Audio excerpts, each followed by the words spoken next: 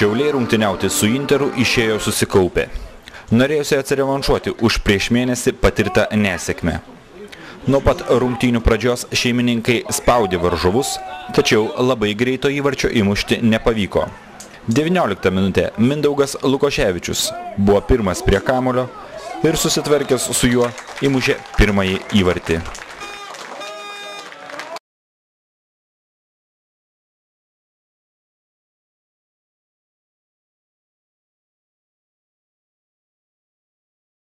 Tačiau po 3 minučių svečiai gan netikėtai išlygino rezultatą.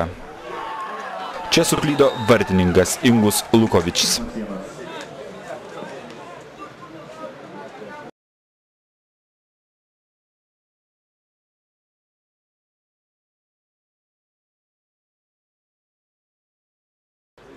Tačiau tą dieną, tiksliau pirmąjį kėlinį, nesustabdomas buvo Mindaugas Lukoševičius, draugų dar vadinamas Mafu.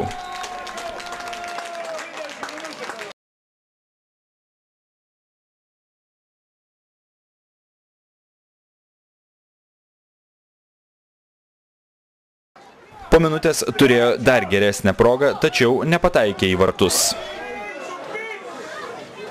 O po kelių minučių pelnė savo trečiąjį įvartį ir taip pasiekė vadinamą tikrąjį hat-triką, kuomet futbolininkas 3 įvarčius pelno per vieną kėlinį. Mindaugui tam prireikė 15 minučių.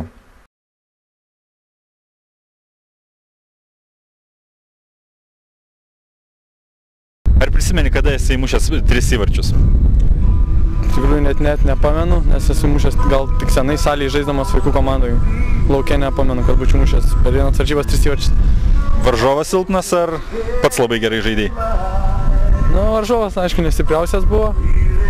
Kiek pasisekė, taip ir gavos, taip ir susidėjo viskas. Mindaugai, aikštėje tave šaukia Mafu. Kodėl? Oi, čia neužtektų laiko, gal aš papasakočiau tą istoriją. Nuo mažens turėjau tokį pusbrolį ir buvau mažas, jis mane tiesiog gindavo ir taip trumpai tai ir visi taip ir uždėjo pavadinimą tokį dėl pusbrolio. O čia vaizdai iš antrojo kėlinio, kuris prasidėjo nuo Vaido Šilėno įvarčio po Viktor Raskov perdavimo.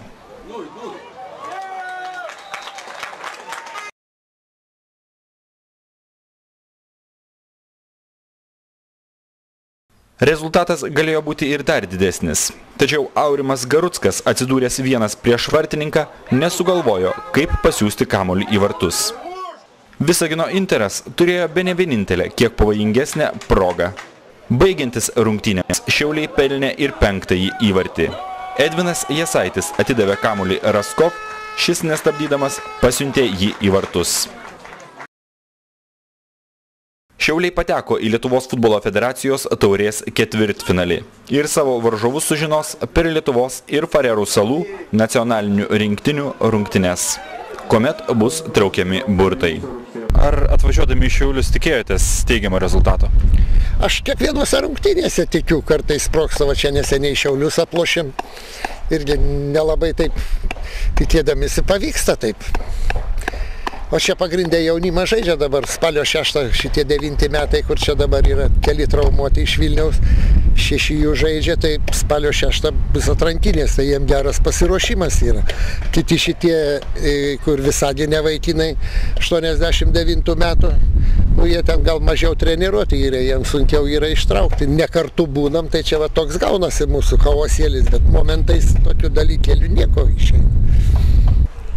Na, šiom rungtynėm ruošėmės tikrai taip stipriai, buvom pamokyti praeitose varžybose su Visaginu, žaidėjai išėję susikaupę, kovingai nusiteikę ir tik tai tiek, kad iš pradžių taip nepavyko įmušti keletą dėkingų progų to įvarčio, po to įmušom įvartį ir vėl prasileidom tokį įvartį, bet vyrai vėl greitai išnaudoja galimybės kelias, padarė rezultatai, daugiau kovo vyka tokia.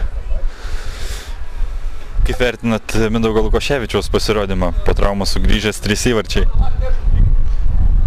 Na, jis tikrai yra dadėjęs šiais metais dadėjęs Jo yra nauja pozicija tokia, kraštinio saugo. Mėginam jį šiuose rungtynėse, kai jis žaistų po puolėjais. Nelabai gavosi, iškart permetėm į krašto saugus ir gavosi. Tikrai neblogai sužaidė.